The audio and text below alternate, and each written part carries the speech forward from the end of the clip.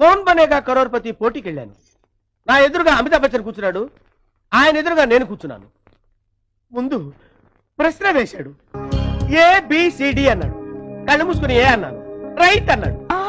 ఆ తర్వాత next question కి బి అన్నాను, రైట్ అన్నాడు. ఆ తర్వాత కళ్ళు మూసుకుని సి అన్నాను, రైట్ అన్నాడు. నెక్స్ట్ క్వశ్చన్ కి డి అనబోయాను.